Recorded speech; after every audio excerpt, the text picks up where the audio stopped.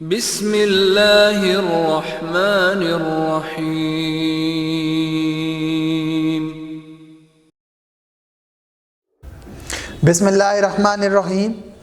Welcome to online system with doctor Yasir Khan. बेटा हम chapter number 12 को स्टडी कर रहे थे। चैप्टर नंबर 12 के अंदर मैं आपको ड्यूडेनम के अंदर डाइजेशन ऑफ फूड पढ़ा रहा था। तो रोल ऑफ लिवर हमने पढ़ लिया था। पैंक्रियाज के हवाले से हम कुछ डिस्कशन कर रहे थे। पैंक्रियाज बेसिकली वो है, मैंने आपको कहा था हम इसको डुअल ग्लैंड कहते हैं, इसकी दोनों तरह की एक्टिविटी है।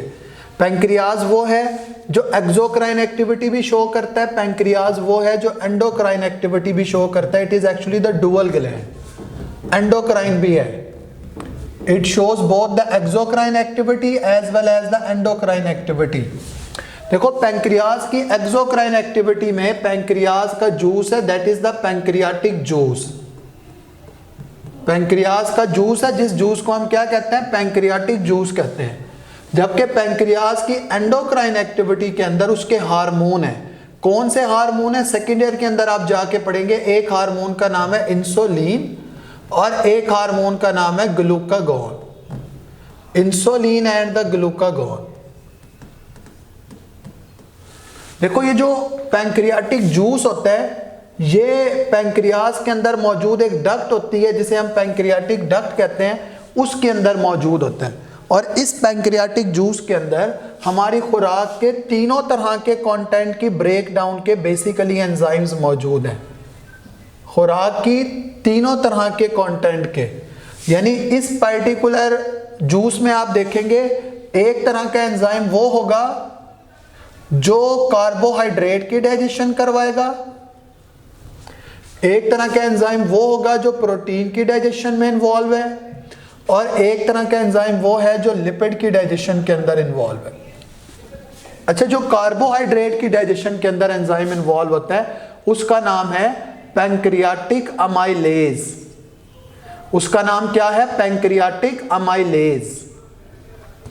The enzyme that is involved in the digestion of carbohydrate content of the food, pancreas में ये जो एंजाइम होता है उसका नाम पैंक्रियाटिक अमाइलेज है। अगर आपको प्रीवियस लेक्चर याद हो बेटा, आपने सलाइवा के अंदर भी एक सलाइवरी अमाइलेज पढ़ा था। उस सलाइवरी अमाइलेज का दूसरा नाम क्या था बताओ, पेज टर्न कर रहे हो, टाइलिन। उसका दूसरा नाम क्या था, टाइलिन। ये पैंक्रियाटिक अमाइलेज है और इसका दूसरा नाम है अमाइलोप्सिन। पैंक्रियाटिक अमाइलेज का दूसरा नाम क्या है, अमाइलोप्सिन। देखो कुछ स्टार्च ऐसी है जो हमारी ओरल कैविटी में ब्रेक डाउन हो जाती है। मैंने वहां पर बताया था पार्शियल डाइजेशन, यानी सारा का सारा कार्बोहाइड्रेट नहीं टूटता। जो कार्बोहाइड्रेट ओरल कैविटी में टूट गया अच्छी बात है, जो कार्बोहाइड्रेट ओरल कैविटी में नहीं टूटा, जो बच गया, वो यहां पे आके टूटेगा। किधर, ड्यूडेनम के अंदर। कौन तोड़वाएगा, ये पैंक्रियाटिक अमाइलेज तोड़ेगा। तो इसका मतलब है पैंक्रियाटिक अमाइलेज किसके ऊपर वर्क करेगा, it works on the starch and convert that starch into the maltose. जैसे वहां पर हुआ था कि स्टार्च को यानी पॉलीसेकेराइड को एक डाइसेकेराइड के अंदर कन्वर्ट करवाया गया था, बिल्कुल सिमिलरली वैसे ही यहां पर भी ना एक पॉलीसेकेराइड को किस में कन्वर्ट करवाया जाएगा, एक डाइसेकेराइड के अंदर कन्वर्ट करवाया जाएगा। तो स्टार्च को माल्टोज के अंदर ट्रांसफॉर्म करवा दिया जाएगा। समझ आई बात। ऐसे ही प्रोटीन की डाइजेशन वाला भी एंजाइम होता है, और प्रोटीन की डाइजेशन का जो एंजाइम होता है वो भी अपनी इनएक्टिवेटेड फॉर्म में सेक्रीट होता है। That inactivated form is the trypsinogen. वो इनएक्टिव फॉर्म कौन सी है, ट्रिप्सिनोजिन है। और एक वो भी होता है जो लिपिड की डाइजेशन करवाने वाला एंजाइम होता है, और लिपिड की डाइजेशन करवाने वाला जो एंजाइम है उसका नाम है पैंक्रियाटिक लाइपेज। देखो अब तक आप पूरी एलिमेंट्री कैनाल में जहां जहां डाइजेशन पढ़ चुके हो, कहीं पर आपने लिपिड की डाइजेशन के बारे में कुछ नहीं पढ़ा। पहली बार आप लिपिड की डाइजेशन का एंजाइम देख रहे हो, that is the pancreatic lipase. और ये वो है जो लिपिड के ऊपर एक्ट करेगा, और लिपिड के ऊपर एक्ट करने के बाद उसको फैटी एसिड और ग्लिसरॉल में ट्रांसफॉर्म करवा देगा। फैटी एसिड में ट्रांसफॉर्म करवाएगा और उसके साथ साथ ग्लिसरॉल के अंदर ट्रांसफॉर्म करवाएगा। समझ आई मेरी बात। तो लिपिड की डाइजेशन जो है वो यहाँ पर हुई है ड्यूडेनम के अंदर। किसने फैसिलिटेट करवाया? पैंक्रियाटिक जूस के अंदर मौजूद एक एंजाइम है, that particular enzyme is the pancreatic lipase which is involved in the degradation of the lipid and transform the lipid into the fatty acid as well as the glycerol। अच्छा, pancreatic juice में ना कुछ और चीज़ें भी हैं, जैसे pancreatic juice के अंदर ना सोडियम बाइकार्बोनेट भी है, और उस सोडियम बाइकार्बोनेट का काम होता है पीएच की एडजस्टमेंट करवाना। सोडियम बाइकार्बोनेट के बारे में आप पहले भी पढ़ चुके हो कि ये एंटीसेप्टिक भी होता है, समझ आई बात? तो इसी की आपको स्लाइड मिलेगी आगे। Role of pancreas, dual gland है, इसको हम आइलेट्स ऑफ लैंगरहैंस कहते हैं। एंडोक्राइन एक्टिविटी की वजह से इंसुलिन और ग्लूकागॉन इसके हार्मोन हैं, वो उसकी एंडोक्राइन एक्टिविटी है। ये एसिनार सेल्स हैं, आपने इनको याद नहीं रखना, ये बेसिकली एक्सोक्राइन सेल्स हैं, ये बात आपने याद रखनी है। और इन एक्सोक्राइन सेल्स का काम क्या होता है? पैंक्रियाटिक जूस को सिक्रीट करवाना। और पैंक्रियाटिक जूस में मौजूद जो एंजाइम्स होते हैं, आपने चैप्टर नंबर 3 वाली टेबल में भी पढ़ा था, पैंक्रियाटिक लाइपेज की पीएच आपने पढ़ी है। आर्जिनेज तो यूरिया साइकिल के अंदर इन्वॉल्व है, पैंक्रियाटिक लाइपेज इधर इन्वॉल्व है, आपने वहां पर उसकी पीएच पढ़ी, तो वो कौन सी पीएच के ऊपर काम करता है। अब देखो, पैंक्रियाटिक जूस में एक ट्रिप्सिनोजिन है, सोडियम बाइकार्बोनेट है, ये काइमोट्रिप्सिनोजिन, ये आपको टेबल में मिलेगा, ये भी उसके अंदर मौजूद है, लाइपेज, अमाइलोप्सिन, बाकी आपने नहीं याद रखने, ये एंड वाले दोनों याद नहीं रखने, डीएनएजेस, आरएनएजेस, कार्बोक्सीपेप्टाइडेज, इन दोनों को आपने याद नहीं रखना। ये काइमोट्रिप्सिनोजिन हमारी टेबल के अंदर गिवन है, जो बिल्कुल डाइजेस्टिव सिस्टम के इख्तिताम पर टेबल दी हुई है, वहां पर ये गिवन है। तो पैंक्रियाटिक जूस के सिक्रीशन में एक ट्रिप्सिनोजिन है, लाइपेज लिपिड की डाइजेशन करवाने वाला, पैंक्रियाटिक अमाइलेज जिसे हम अमाइलोप्सिन कहते हैं, सोडियम बाइकार्बोनेट और काइमोट्रिप्सिनोजिन। मैंने आपको लाइपेज का रोल बता दिया है, अमाइलोप्सिन का भी रोल बता दिया है, ट्रिप्सिनोजिन का मैंने अभी तक आपको रोल नहीं बताया था, काइमोट्रिप्सिनोजिन के बारे में भी आप पढ़ोगे। सोडियम बाइकार्बोनेट का रोल बता दिया कि ये पीएच को एडजस्ट करवाता है। इससे अगली स्लाइड के अंदर आपको इन सब के रोल दिखाई देंगे। तो ये पैंक्रियाज के रोल में ये आ जाए जी, वो पूरा सम अप दिखाया गया है कि पैंक्रियाटिक सिक्रीशन है कैसे ड्यूडेनम में पहुंचती है और फिर कैसे वर्क करती है। देखो, ड्यूडेनम में गई, प्रीवियस लेक्चर में आपने एक बात पढ़ी थी कि ड्यूडेनम की अपनी जो सिक्रीशन होती है वो एंटीरोकाइनेज होता है, और enterokinase that particular enzyme which is not involve in the digestion of food. मैंने आपको बताया था पैंक्रियाज ड्यूडेनम के अंदर जो भी सिक्रीशन आती है ना, वो बाहर से आके वर्किंग परफॉर्म करती हैं।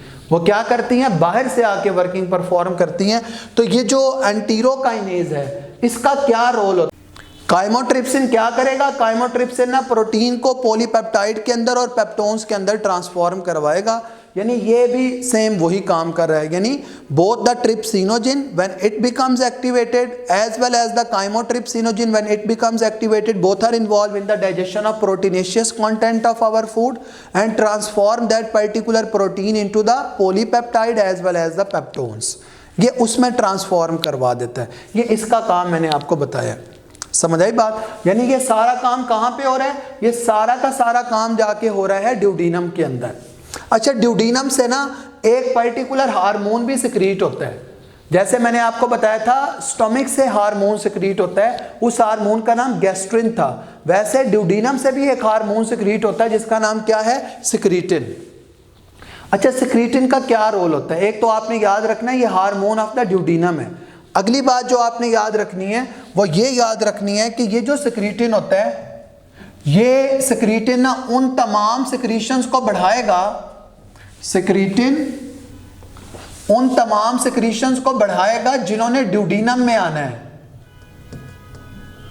यानी ड्यूडेनम में कौन सी सिक्रीशन आ रही है? एक पैंक्रियाटिक जूस की सिक्रीशन आ रही है, और दूसरी कौन सी सिक्रीशन आ रही है? दूसरी जो सिक्रीशन आ रही है वो बाइल जूस की है। मैंने आपको बताया था ना, दो ऐसी सिक्रीशन है, the secretion from the pancreas and the secretion from the liver. Both the secretions are actually involve in the digestion of food in the duodenum. तो ड्यूडेनम से जो रिलीज होने वाला हार्मोन है बेटा, उसका नाम सिक्रीटिन है, और वो सिक्रीटिन पैंक्रियाटिक जूस और बाइल जूस की सिक्रीशन को बढ़ाता है। ताकि वो सिक्रीशन ड्यूडेनम के अंदर ज़्यादा आए और डाइजेशन ऑफ फूड क्या हो, ज़्यादा हो। समझ आई बात? अच्छा, ये जो सिक्रीटिन है ये एक और काम, इसका एक इनहिबिटरी इफेक्ट भी है, इसका एक नेगेटिव इफेक्ट भी है किसी सिक्रीशन के ऊपर। और कौन सी सिक्रीशन के ऊपर है? इसका नेगेटिव इफेक्ट है गैस्ट्रिक जूस पर। वो जूस जो स्टमक के अंदर रिलीज होके खुराक की डाइजेशन करवाता है, इसका काम है उसको इनहिबिट करना। इसका काम क्या है? उसको इनहिबिट करना। तो अगर आपसे पूछ लिया जाए कि व्हाट इज द सिक्रीटिन, तो आप बताओगे सिक्रीटिन एक हार्मोन है। From where it is released? It is released from the duodenum. What is the role of the secretin? It is involved in the more secretion of pancreatic juice and the bile juice into the duodenum, as well as it is involved in the inhibition of the gastric juice secretion. Clear? ये मैंने आपको बताई बात के role of the liver and the role of pancreas in the digestion of food, ये अलग long में आता है, आपने याद रखना है। देखो, स्मॉल इंटेस्टाइन का पहला पार्ट हमने पढ़ा है, that is the duodenum. Small intestine का दूसरा पार्ट भी है जिसको हम जेजूनम कहते हैं। कौन सा पार्ट है? जेजूनम। देखो जेजूनम क्या करता है? स्मॉल इंटेस्टाइन का जो दूसरा पार्ट है वो जेजूनम है।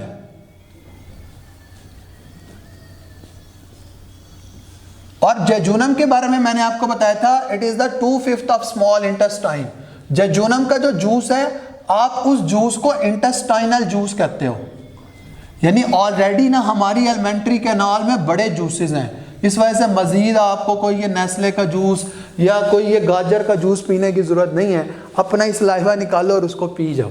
समझ आई बात? तो इंटेस्टाइनल जूस होता है जेजूनम के अंदर। अच्छा, ये जो इंटेस्टाइनल जूस होता है, इसमें कौन कौन से एंजाइम्स मौजूद हैं? इंटेस्टाइनल जूस के अंदर बेटा जो एंजाइम्स मौजूद हैं, उसमें कुछ एंजाइम्स वो हैं जो कार्बोहाइड्रेट की डाइजेशन करवाएंगे, कुछ वो हैं जो लिपिड की डाइजेशन करवाएंगे, और कुछ वो हैं जो प्रोटीन की डाइजेशन करवाएंगे। कार्बोहाइड्रेट की डाइजेशन करवाने के लिए देखो, कार्बोहाइड्रेट जो यहां पर पहुंचती है ना जेजूनम के अंदर, वो डाइसैकेराइड की फॉर्म के अंदर होती है, डाइसैकेराइड की फॉर्म के अंदर। और चैप्टर नंबर 2 में आपने पढ़ा था कि जो कॉमनली अकरिंग डाइसैकेराइड्स है ना, वो सुक्रोज है, माल्टोज है, लैक्टोज है। इसका मतलब ये है कि कार्बोहाइड्रेट की डाइजेशन करवाने वाले जो एंजाइम यहां पर होंगे वो सुक्रेज, माल्टेज और लैक्टेज। सुक्रेज, माल्टेज और लैक्टेज। लिपिड की डाइजेशन करवाने वाला एक ही एंजाइम है, that is the lipase. Protein की डाइजेशन करवाने के लिए दो एंजाइम है, एक का नाम है अमाइनो पेप्टाइडेज, एक का नाम क्या है? अमाइनो पेप्टाइडेज, और दूसरे का नाम क्या है? इरिप्सिन। दूसरे का नाम क्या है? इरिप्सिन। दो एंजाइम है, one is the amino peptidase and other one is the erepsin. दो तरह के एंजाइम है। अब देखो इनका रोल क्या होता है। सुक्रेज एक्ट करता है सुक्रोज पर। सुक्रेज किस पे एक्ट करेगा? सुक्रोज पर एक्ट करेगा। और आपको पता है कि सुक्रोज ना दो चीजों के कंबाइन करने से बनती है। सुक्रोज किस चीज के कंबाइन करने से बनती है? ग्लूकोज और फ्रुक्टोज। इसका मतलब है सुक्रेज जब सुक्रोज पे एक्ट करेगा तो उस सुक्रोज की ब्रेक डाउन करवाने से एक तो ग्लूकोज बनाएगा और दूसरा क्या बनाएगा? फ्रुक्टोज। एक ग्लूकोज बनाएगा, दूसरा क्या बनाएगा? फ्रुक्टोज बनाएगा। जबकि ऑन द अदर हैंड ये जो माल्टेज है ये माल्टोज पे एक्ट करेगा, और माल्टोज पे एक्ट करने के बाद उसको किस में ब्रेक डाउन करवा देगा? ग्लूकोज प्लस ग्लूकोज में। ग्लूकोज प्लस ग्लूकोज में। जबकि लैक्टेज किस पे एक्ट करेगा? लैक्टोज पर। Lactase will act on the lactose and transform that lactose into the glucose plus galactose। Glucose में और किसके अंदर? गैलेक्टोज के अंदर। ग्लूकोज में और गैलेक्टोज के अंदर। यानी हम चाह रहे थे कि हमारी एलिमेंट्री कैनाल के अंदर ना जितने भी एंजाइम्स मौजूद हैं वो तमाम के तमाम एंजाइम्स जिस कॉम्प्लेक्स फॉर्म ऑफ फूड को हम ले रहे हैं ना, कार्बोहाइड्रेट को पॉलीसेकेराइड की शक्ल में ले रहे हैं और प्रोटीन्स को प्रोटीन कॉम्प्लेक्स की शक्ल में ले रहे हैं और हम लिपिड को एक कॉम्प्लेक्स फॉर्म के अंदर ले रहे हैं, उन तमाम को ना एक ऐसी सिंपल फॉर्म में कन्वर्ट करवा दिया जाए जिसको हमारा ना फिर ब्लड के अक्रॉस एब्जॉर्प्शन हो सके। यानी पॉलीसेकेराइड को मोनोसेकेराइड में कन्वर्ट करवा दिया जाए, प्रोटीन को अमाइनो एसिड में ट्रांसफॉर्म करवा दिया जाए, फैट को फैटी एसिड और ग्लिसरॉल में ट्रांसफॉर्म करवा दिया जाए, यानी एक ऐसी फॉर्म में कन्वर्ट। अच्छा बेटा, प्रोटीन की डाइजेशन के ना दो एंजाइम्स हैं, एक अमाइनो पेप्टाइडेज है। अमाइनो पेप्टाइडेज ऐसा एंजाइम होता है जो पॉलीपेप्टाइड की ब्रेक डाउन करवाता है, क्योंकि यहाँ तक जो खुराक पहुँच रही है ना प्रोटीन वाली, स्टोमिक के अंदर प्रोटीन टूटी, क्या बना, पॉलीपेप्टाइड पेप्टोन्स। पेप्टोन्स कहते हैं सॉल्युबल पॉलीपेप्टाइड्स को। ऐसे ही आप देखें जब खुराक ड्यूडेनम के अंदर टूटी है तो वहाँ पर भी जो एंजाइम मौजूद था उसने प्रोटीन को तोड़ा और उसको पॉलीपेप्टाइड में ट्रांसफॉर्म किया, पेप्टोन में ट्रांसफॉर्म किया। तो खुराक जो जेजुनम के अंदर पहुंची है वो पॉलीपेप्टाइड की हालत में है। उस पॉलीपेप्टाइड को तोड़ने के लिए जेजुनम का जो एंजाइम होता है वो अमाइनो पेप्टाइडेज होता है और वो अमाइनो पेप्टाइडेज पॉलीपेप्टाइड को तोड़ेगा, डाईपेप्टाइड में ट्रांसफॉर्म करवाएगा। फिर इन डाईपेप्टाइड को तोड़ने के लिए एरिप्सिन एंजाइम होता है। एरिप्सिन एंजाइम होता है जो डाईपेप्टाइड को तोड़ के उनको अमाइनो एसिड के अंदर ट्रांसफॉर्म करवा देगा। यानी प्रोटीन एक कॉम्प्लेक्स फॉर्म है, अमाइनो एसिड एक सिंपल फॉर्म है, फैट ऑयल्स कॉम्प्लेक्स फॉर्म है, fatty acid glycerol simple form है, पॉलीसेकेराइड कॉम्प्लेक्स फॉर्म है, मोनोसेकेराइड सिंपल फॉर्म है। यानी जितनी भी हमारी कॉम्प्लेक्स फॉर्म ऑफ फूड्स थी वो सारी की सारी एंजाइमेटिकली ब्रेक डाउन होके किसके अंदर ट्रांसफॉर्म हो गई हैं, सिंपलर फूड के अंदर ट्रांसफॉर्म हो गई हैं। तो जो जेजुनम का जूस होता है ना वो इन तमाम की ब्रेक डाउन करवा देता है। अच्छा, कोई भी खुराक हो जो ओरल कैविटी के अंदर, स्टमक के अंदर अनडाइजेस्टेड रह गई हो या ड्यूडेनम के अंदर अनडाइजेस्टेड रह गई हो, वो यहाँ पे आके जेजुनम में और इलियम में ना मुकम्मल तौर पर ब्रेक डाउन हो जाती है। इलियम के अंदर ना मेनली अब्जॉर्प्शन ऑफ फूड होती है, डाइजेशन बड़ी कम होती है। डाइजेशन तकरीबन हम कहते हैं यहाँ पर मुकम्मल होगी, इलियम में सिर्फ कुछ पार्ट की डाइजेशन होगी और मेनली अब्जॉर्प्शन होगी। इस वजह से ऊपर जो हेडिंग दी हुई थी वो डाइजेशन इन स्मॉल इंटेस्टाइन के बाद वो थी एब्जॉर्प्शन ऑफ फूड क्या है। ये एब्जॉर्प्शन ऑफ फूड क्या होती है, और एब्जॉर्प्शन ऑफ फूड ना लॉन्ग क्वेश्चन है, और एब्जॉर्प्शन ऑफ फूड ना इलियम के लेवल पर होती है। एब्जॉर्प्शन ऑफ फूड कहाँ पे होती है, इलियम के लेवल पर। और मैं आपको बताता हूँ कि ये हो कैसे रही है। देखो, इलियम का जो स्ट्रक्चर होता है ना उसमें आप याद रख लो कि इलियम के अंदर ना, इलियम के अंदर लेंथ मैंने आपको बताई थी कि जो इलियम की लेंथ होती है वो 3.6 मीटर होती है। अच्छा, इलियम के अंदर जो इनर मोस्ट लेयर होती है यानी इंटरनल म्यूकोजा होता है,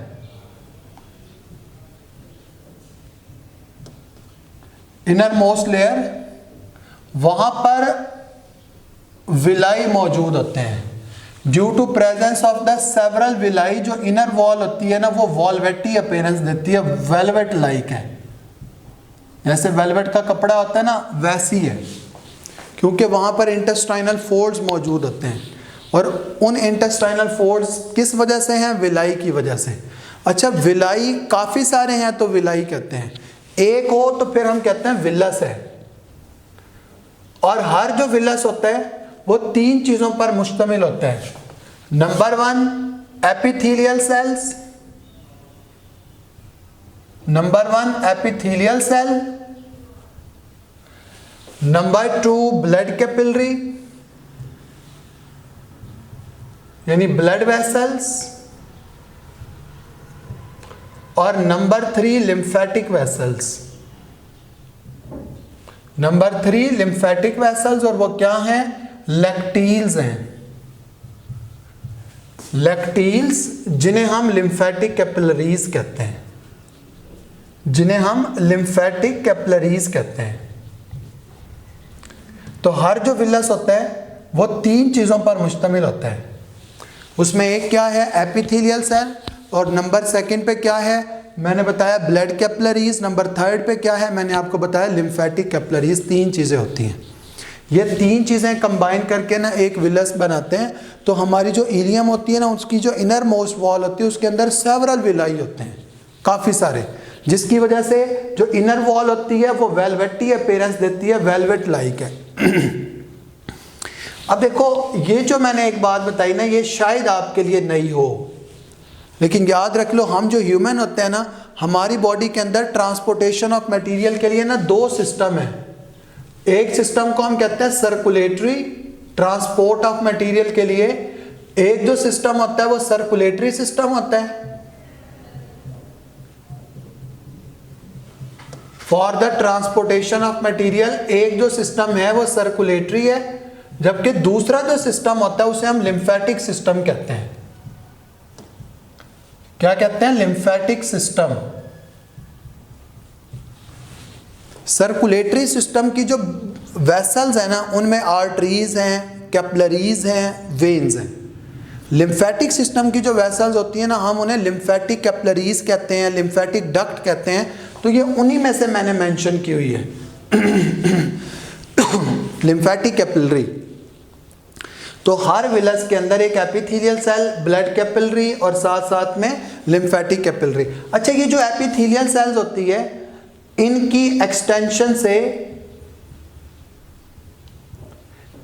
एक्सटेंशन से जो आउटग्रोथ बनती हैं, हम उनको माइक्रोविलाई कहते हैं। इनकी एक्सटेंशन से जो आउटग्रोथ बनती है ना, हम उन्हें माइक्रोविलाई कहते हैं। अच्छा, due to presence of the villi and the microvilli, जो इलियम का होता है ना, वो ओवरऑल एब्जॉर्प्शन एरिया बढ़ जाता है। विलाई और माइक्रोविलाई की मदद से जो ओवरऑल एब्जॉर्प्शन एरिया है ना, वो इलियम का बढ़ जाएगा।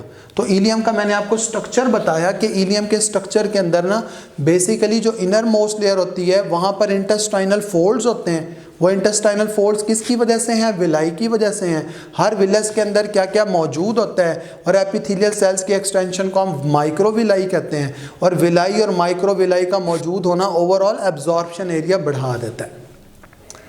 अब देखो, जो कुछ भी हमने खाया है वो डाइजेस्ट हो गया है।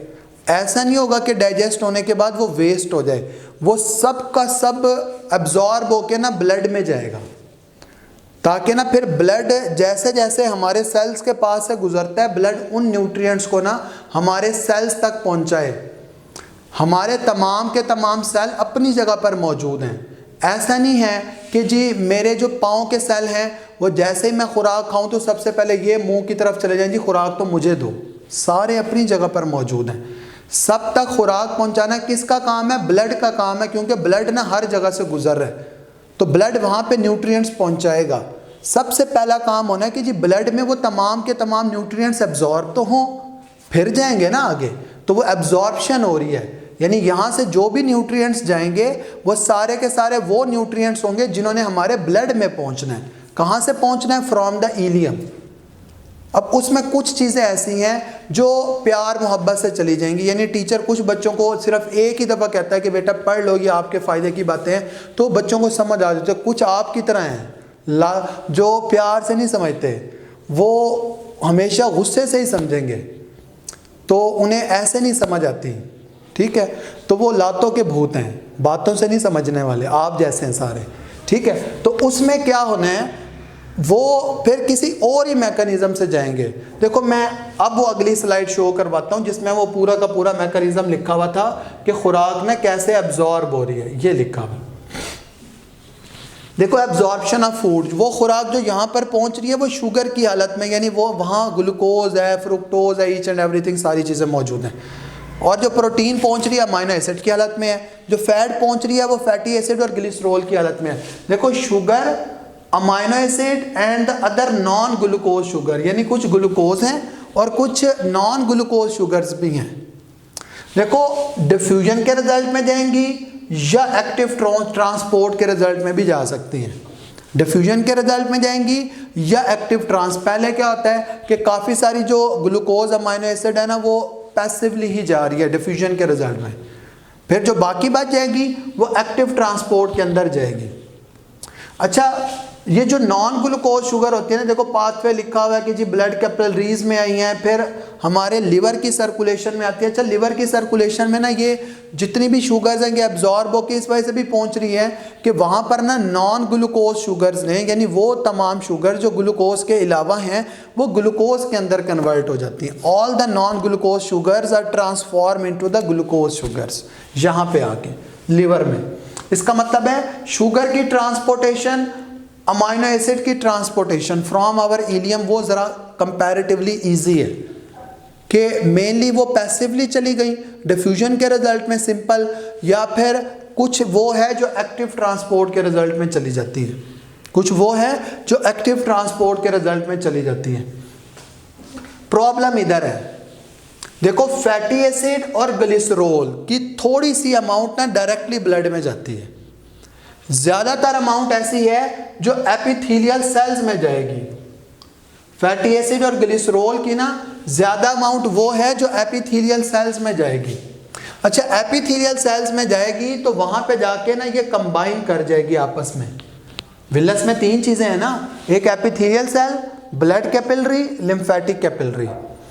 तो माइक्रोविलाई की मदद से जो काफ़ी सारा फैटी एसिड और ग्लिसरॉल है जो डायरेक्टली हमारे ब्लड में नहीं जा सकता। मैंने आपको बताया था कि फैट की डाइजेशन भी पुअर है और फैट की एब्जॉर्प्शन भी पुअर है। तो मेनली जो फैटी एसिड और ग्लिसरॉल होता है ना, ये आपकी तरह है, ये लातों के भूत हैं, प्यार से नहीं समझ रहे, डायरेक्टली ब्लड में नहीं जा रहे, तो इन्हें अल्टरनेटिव वे में पहुंचाया जा रहा है। तो फैटी एसिड और ग्लिसरॉल ना माइक्रोविलाई की मदद से एपिथेलियल सेल्स में आएंगे, एपिथेलियल सेल्स में आने के बाद ना ये आपस में कंबाइन कर जाते हैं और कंबाइन करने के बाद फैट बना देते हैं। और फिर यही जो फैट होती है वो कहाँ पर पहुँचती है, वो लैक्टील्स के अंदर पहुँचती है। यही फैट कहाँ पर पहुँचेगी, लैक्टील्स के अंदर, यानी लिम्फेटिक कैपिलरी में पहुँचेगी। और लैक्टील्स में पहले से प्रोटीन मौजूद होती है, लैक्टील्स में पहले से प्रोटीन मौजूद है। तो यही जो फैट है वो लैक्टील्स के अंदर मौजूद प्रोटीन से जब कंबाइन करेगी तो क्या बन जाएगा, लिपोप्रोटीन, लिपोप्रोटीन बन जाएगा। जैसे यहाँ पर मेंशन किया हुआ जी कोलेस्ट्रॉल एंड द प्रोटीन्स है, तो ये आगे काइलोमाइक्रॉन्स बना रहे हैं जिन्हें हम लिपोप्रोटीन कहते हैं। ये काइलोमाइक्रॉन वाला कॉन्सेप्ट फेडरल की बुक में आपने ये याद नहीं रखना, आपने ये याद रखना है कि एपिथेलियल सेल्स में जब फैटी एसिड और ग्लिसरॉल पहुंचता है, कंबाइन करते हैं, फैट बनाते हैं, वो फैट ना फिर कहाँ पर पहुंचती है, लैक्टील्स के अंदर पहुंचती है जहाँ पर प्रोटीन पड़ी होती हैं, फैट प्रोटीन के साथ कंबाइन करेगी, लिपोप्रोटीन बन जाएगा। अच्छा, ये जो लिम्फेटिक कैपिलरीज होती हैं ना, इनका पाथवे होता है कि इन्होंने, इन लिम्फेटिक कैपिलरीज ने, इन लिम्फेटिक कैपिलरीज ने आगे ओपन होना होता है लिम्फेटिक डक्ट के अंदर, यानी बड़ी डक्ट के अंदर। और ये जो बड़ी डक्ट है ना, आप आखिरी यूनिट में जाके पढ़ोगे चैप्टर 14 के अंदर, वो 2 तरह की होती हैं। एक को आप कहते हो थोरैसिक लिम्फेटिक डक्ट और एक को आप कहते हो राइट लिम्फेटिक डक्ट। एक थोरैसिक लिम्फेटिक डक्ट है और एक राइट लिम्फेटिक डक्ट है। इसका मतलब है लिम्फेटिक कैपिलरी से ये सारा मटेरियल लिम्फेटिक डक्ट में आएगा। कौन सा मटेरियल, लिपोप्रोटीन वाला, ठीक है। वो कहाँ पे आएगा, इधर आएगा, यहाँ से थोरैसिक लिम्फेटिक डक्ट में आ जाए और यहाँ से आगे आएगा हमारी ब्लड की एक वेन में जिसका नाम होता है सबक्लेवियन वेन। यानी कुछ वो था फैटी एसिड और ग्लिसरॉल जो डायरेक्टली ब्लड में आ गया, कुछ वो है जो घुमा के आ रहा है कि आपने अगर पानी पीने के लिए क्लास से बाहर जाना है ना तो डायरेक्टली वाटर कूलर तक पहुंच रहे हैं, लेकिन अगर वाटर कूलर से वापसी क्लास में आना है तो वो कोई लंबा चक्कर लगा के आप वापसी क्लास में पहुंच रहे हो। तो ये भी ऐसे है, कुछ अमाउंट फैटी एसिड और ग्लिसरॉल की डायरेक्टली ब्लड में गई, मेनली अमाउंट पहले एपिथेलियल सेल्स में where they combine to form the fat, वहाँ से लिम्फेटिक कैपिलरी में जहाँ पर प्रोटीन है वहाँ पर फैट प्रोटीन के साथ कंबाइन करके लिपोप्रोटीन, वहाँ से लिम्फेटिक कैपिलरी से लिम्फेटिक डक्ट, लिम्फेटिक डक्ट से सब क्लेवियन वेन, यानी ये क्या है हमारे ब्लड का हिस्सा है, तो वो यहाँ पर पहुँच गई है। अच्छा, ये जो लिपोप्रोटीन है जैसे ही हमारे ब्लड के अंदर पहुँचेगी उसकी ब्रेक डाउन हो जाएगी। उसकी ब्रेक डाउन जब होगी तो प्रोटीन और आगे फैटी एसिड और ग्लिसरॉल, कुछ जो फैट होती है वो हमारे लिवर के अंदर अकामुलेट हो जाती है, और बाकी ये जो प्रोटीन है इसकी जब ब्रेक डाउन होगी तो फिर ऐसे एसेंशियल अमाइनो एसिड निकलेंगे जो हमें चाहिए होते हैं, तो वो यहीं से आ रहे हैं। समझ आई बात? तो यानी जितनी भी चीज़ों की हमने एब्जॉर्प्शन करवानी थी ना, वो सब की सब हम करवा चुके हैं। अब इलियम के अंदर जैसे ही खुराक की एब्जॉर्प्शन हो जाती है तो फिर उसके बाद एक्चुअली क्या होता है, इलियम में जब खुराक एब्जॉर्ब हो जाती है ना, तो फिर आप पढ़ते हो कि at the end of the ileum, ileum के इख्तिताम पर और लार्ज इंटेस्टाइन की शुरुआत पर एक तरह का स्फिंक्टर होता है। हम उस स्फिंक्टर को कहते हैं इलियोकोलिक स्फिंक्टर। हम उस स्फिंक्टर को क्या कहते हैं? Ileocolic sphincter. और ये स्फिंक्टर कहां पर मौजूद होता है? At the junction of the ileum and the first part of large intestine. First part of large intestine.